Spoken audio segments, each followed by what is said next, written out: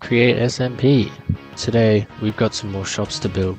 I've got a few ideas for what I want to do. Put out a shop to let people bulk dye their items. So I've been thinking about this a bit and it's going to be kind of tricky to pull off. So my idea was, I'm sure most of you would be familiar with Bendy and the ink machine, and I'm sure you can already see where this is going. I want to build, I guess, like a mock-up of Joey Drew Studios, or at least the ink machine room. It's not the new ink machine room. It'll have the new ink machine design, but it won't be like suspended from the air over a pit into hell, like in the modern day version of Bendy and the ink machine. It'll be sitting in the middle of a room, and on the sides you can select what color you want, and then you can pay the diamonds so that it will turn on.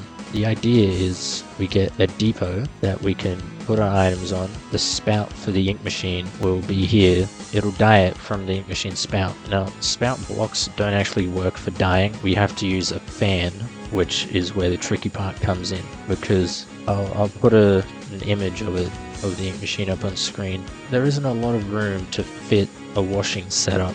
So this block here will be the ink, right? And it has to be a trapdoor so that it can keep the ink from flowing away, because it is a liquid after all, but also so that the fan can blow through it. And most of this will be made out of copycats. Here's where the ink's going to go. Now it's also going to need to be piped in to that block there.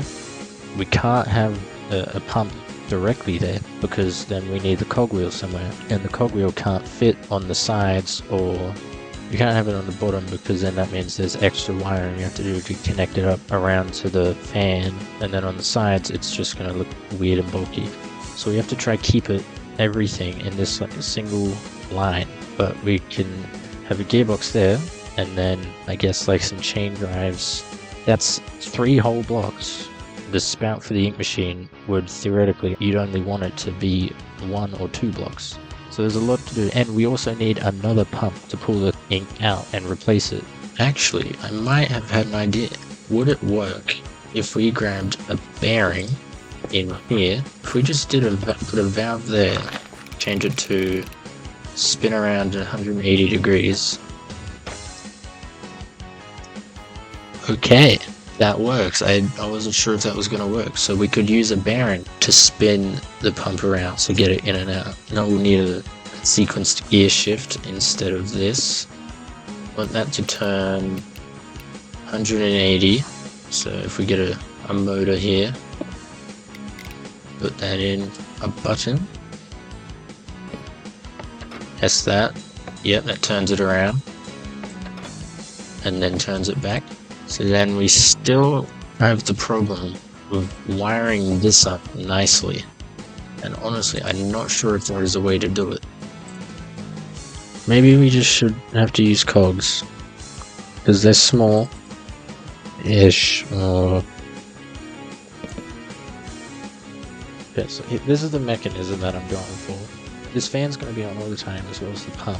So when someone puts in an order, the sequence I think is going to be they put their items on here, sets off like a pulse repeater or ticker or whatever they're called, to turn on a clutch that turns this whole thing on, powers the gear shift to spin it around, which then inputs the ink, and then it starts dyeing.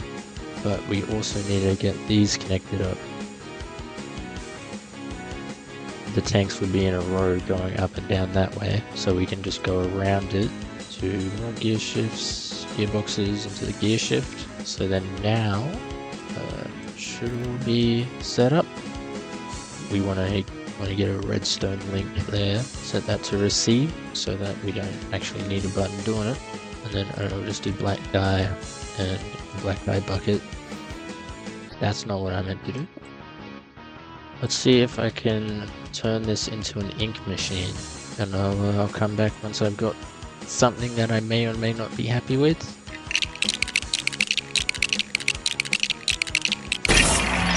That took me a long time. I'm kinda happy how the ink machine turned out. I don't think there's much I can do with it. Make it look any more accurate than it is.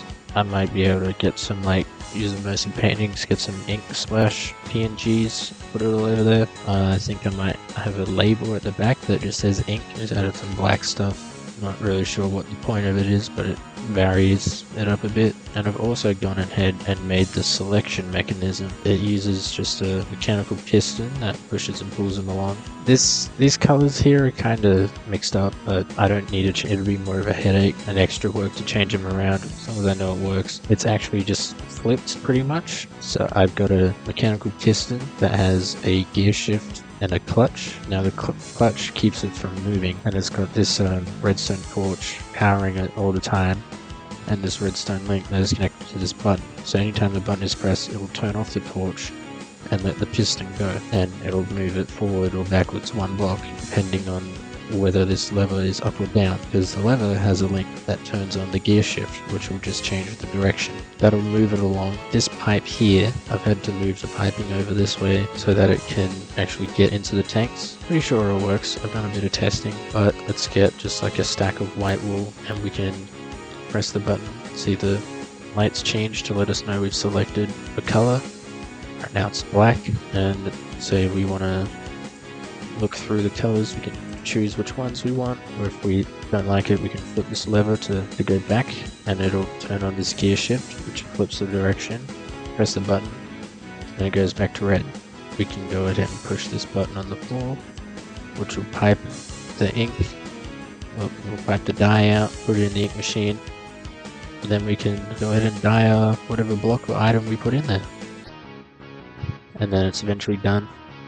So we can press the button, put the ink back in the tank, and then take off new red wool. Now the next step is to figure out how to monetize this. So how do we want it to work when people buy it? So I think we could do maybe 4 diamonds for a minute of the fan. They can put as many as they want, and they can fit in a minute until it turns off. I'm thinking we can get just the same mechanism over here pretty much. Could use this vault here as like the input. You put an item hatch there, and then I know we can filter them so they only accept diamonds. Can we change the amount? No. Yeah, well then I guess we'll do a diamond for 30 seconds at a time. We need the shop to know that there's a new diamond in there. See what we can do with smart observers. And we'll look for diamonds. Just get a note block to test.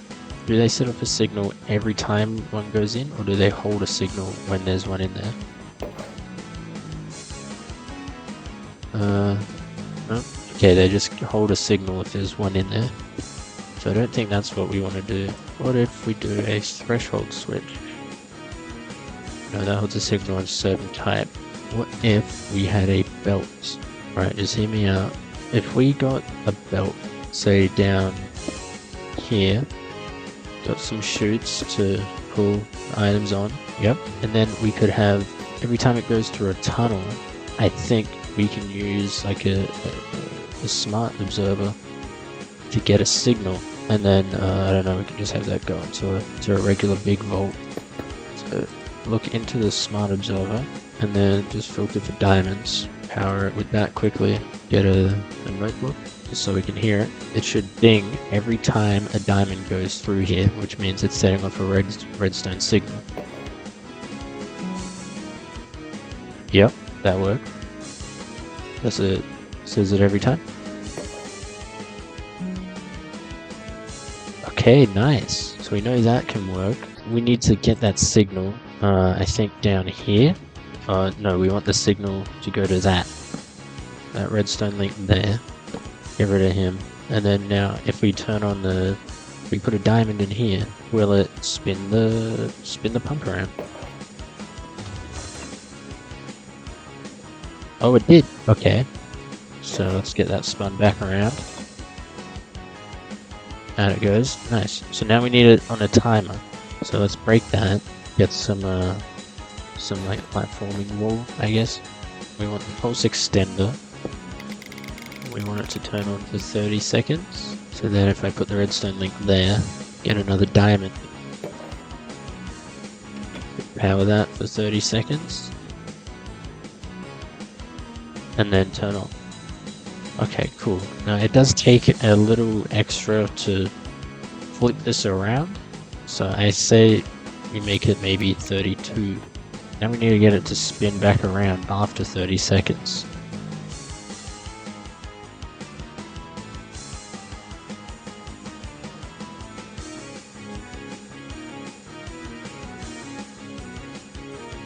what if we just had this side set off the pulse immediately, and then this side waits the 30 seconds to do it. We'll make that 32 for the extra one. And another diamond. Flips him around. Now he's gonna wait 30 seconds, right?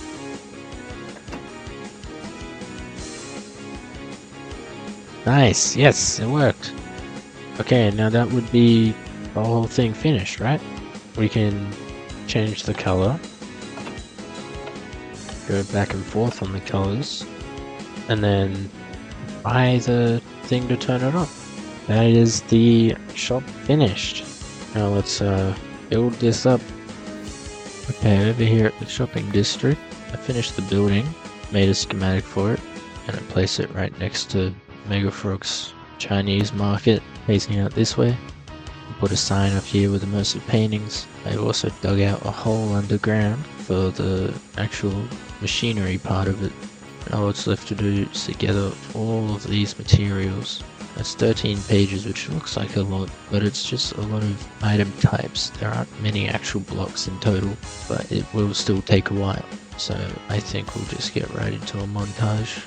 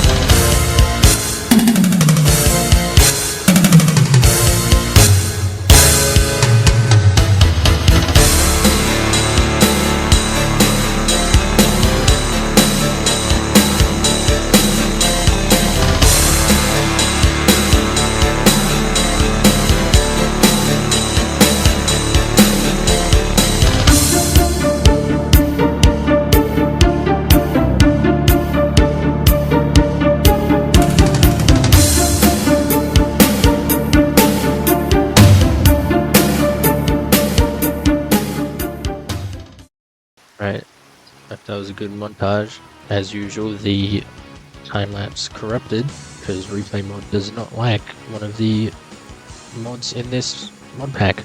Anyway, here is Raz Drew Studios. I wanted that to be, the black mask to be transparent. When I put the painting on, it said, you use a graffiti because there's a transparent part. So I used graffiti, and it's still not transparent. So I guess that's just a fuck up from immersive paintings. Other than that, this place is finished. I made some little posters, put them up, just put my skin over there, grayscaled it.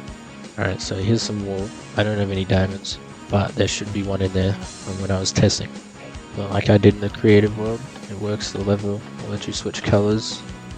Light goes on, moves around, and now we can change the color of this wool to magenta, because that's what the light is on. Put it on the depot, and then put a diamond in, turns on, changes the color, and then it's now magenta wool. And then once the time is finished at 30 seconds, it'll switch the pump back around. See, there it goes, and the dye is gone. That's great. Then I'll add a little more decoration off camera. I think that's enough for this episode dedicated to this one building. Okay, well, now that we're finished with the shop for today, I think you can tell that it's time for a bit of an adventure. It's time for the end.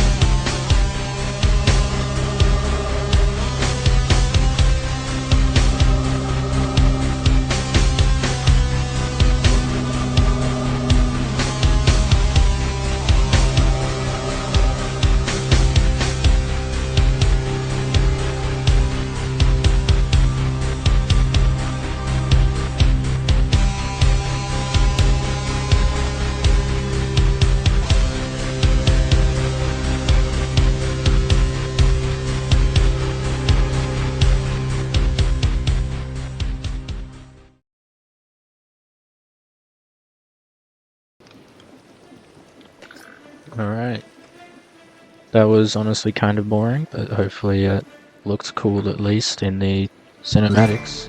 But I did get some pretty okay loot. I got an elytra that I enchanted while I was there. 2 more elytras, some dragon heads, spire trim. But there is something I want to talk about with these dragon heads. And I'm not sure which mod adds it, but somewhere, I guess it's not going to show today because my EMI must be bugging out. But you can put these in front of a fan and they'll blow out dragon's breath, and you can use these to like enderize or whatever it's called blocks, so you can automate endstone, which I might do, and I'll have to see what else you can automate with it. I also got an ender chest, probably put that in my bedroom, chuck these elytras in there.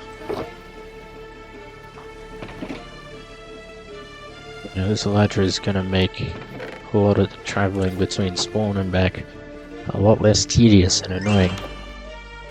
Now that we have access to the end, that gives me an idea for my mega base that I'm going to start building soon. I want to live in the end. Maybe I could have a monorail or something going across the void from the main island to my base, like a interdimensional monorail or something. Right, so mega base. Now let's see if I'll be able to draw this. I have a little end island, one of those small ones, in the middle, and then, you know, I was talking about when I explored Hedgie's base, I wanted to build my house.watt in the end. My idea is that we have the house on this little island in the middle, but then around it, we have this great big ring around the island that will put all the little like farms and stuff in there, and anything we need to automate. And then in the main 4 sides, so about here, here, and here, just 3 sides actually, we'll have power stations.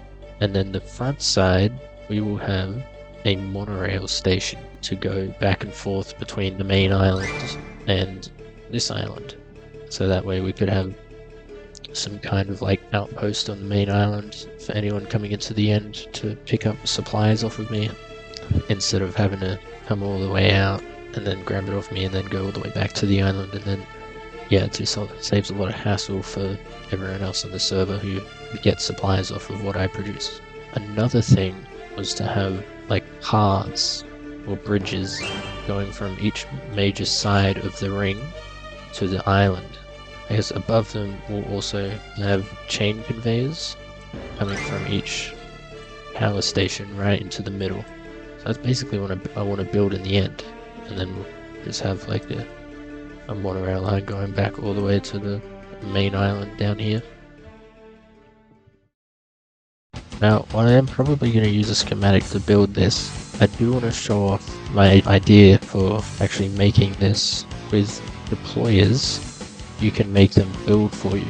And my idea is, what if I make a pole on this windmill bearing going out, say like 100 or so blocks, and then I build a ring of deployers, and then I fill them up with whatever block I want to build with, and then I just turn it on and let them build the ring for me. Because this spins in a circle, it's going to be a probably almost perfect circle. I get a bunch of wool like this, and then have some deployers like that. You would build a ring like that, filter them all, and then make sure they're all going to be glued together. And you get a bunch of crates, super glue. So if we turn this on, hopefully it should start building a ring out of cobblestone. Yep, it's going the wrong way, but it's working.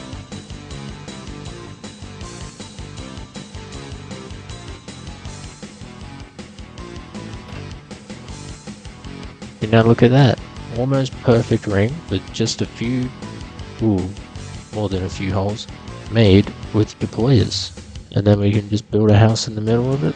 We got a perfect center because that's where the bearing will be.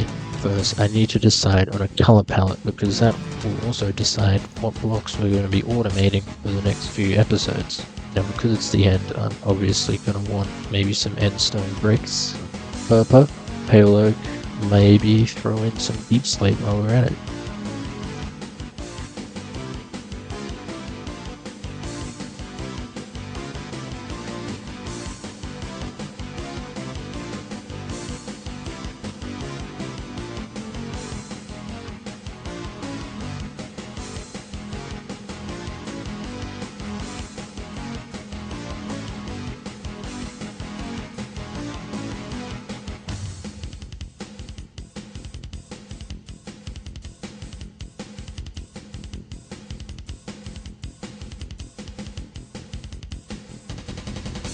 All good together.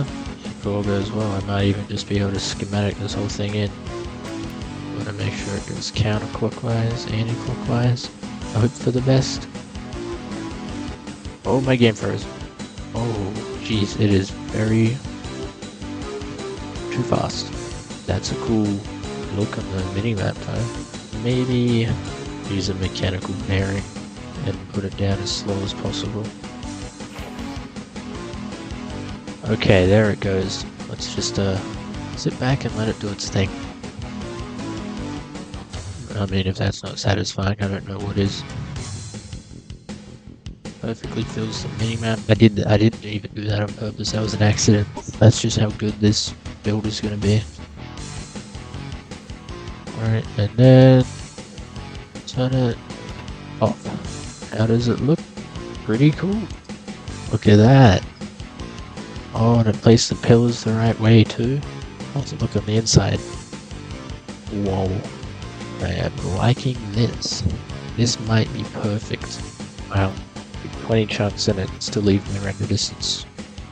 To build this, we're going to need to automate deep slate bricks, flowstone, and stone bricks, purple pillars, purple bricks, and more pale oak planks, and stripped pale oak logs. So that's what we need to make it. So let's just put that up there. We can tick it off every time we come home. Now, first thing, can we automate deep slate?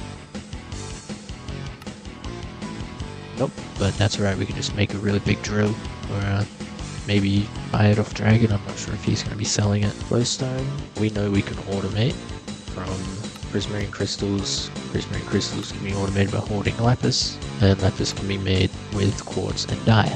And stone bricks, we can bolt and stone bricks. the dragon head I was talking about earlier. So that's just a simple stone brick factory, easy. But I've never, in my entire life, ever since it was added to the game, I have never crafted a purple block. So for that we need pop, forest fruit. Oh, apples. Okay, we don't need to make a chorus farm. I mean, we could still try, but we'll also have to make some oak wood farms. So that's good, we got that too. So yeah, everything else we can automate. So I know what we're doing for the next few videos, but we can't fit any of that into today's video. So it's gonna have to wait till next time. I guess thanks for watching. If you liked it, subscribe, all that, and make sure to go check out everyone else's videos. I'm sure they've got some that I've missed working on this one, so I know what I'm doing as soon as this is uploaded. But yeah, thanks for watching, and I guess I'll see you next time.